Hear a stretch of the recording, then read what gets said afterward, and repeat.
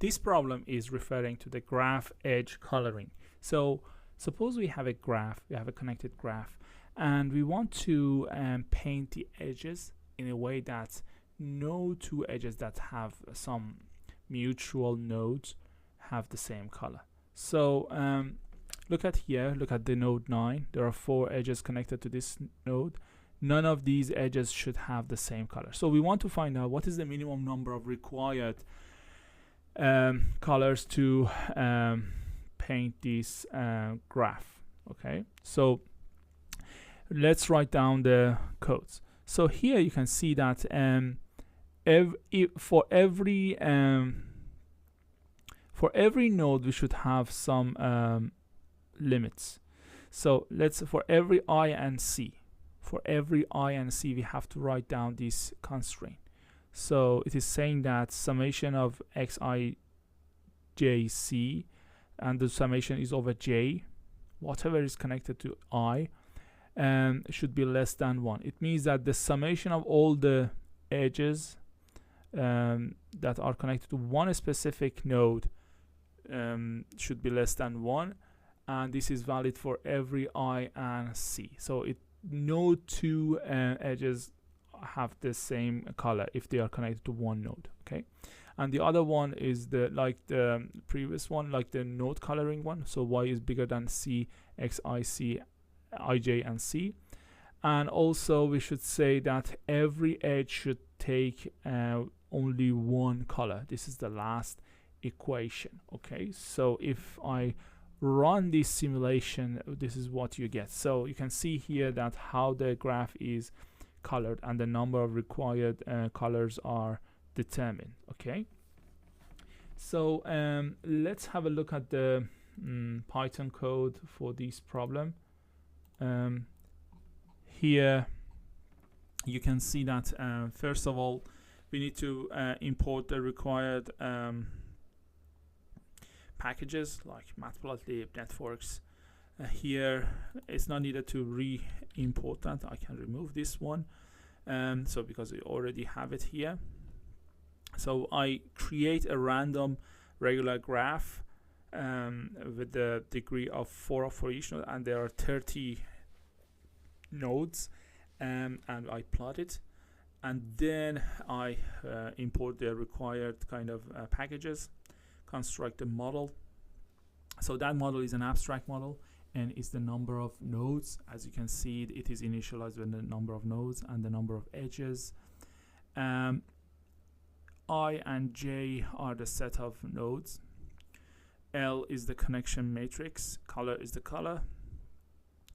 And also x and y are two variables. X is defined over I, j, and color. So it means that the color of no edge which is connected between node I and node j, and y is the objective function.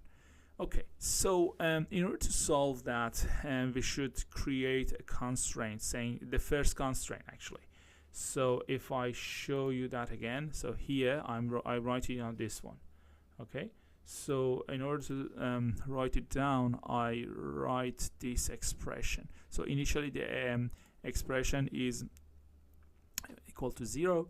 Okay, and for every j in the model j, if j is connected to I, so xi, j, and c is added to the xi, or if lji is 1, then xji will be added to the model, and that expression should be less than equal to 1. Okay, and that constraint is defined over model I and color.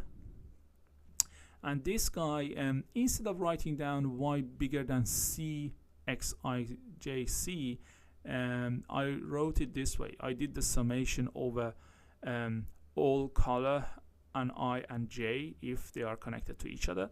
And this is why the reason that I'm doing this is that if I define it y bigger than c xi j and c, this means that for every combination of I, j, and c, I have to create a constraint. Okay, and that will hugely increase the size of the model.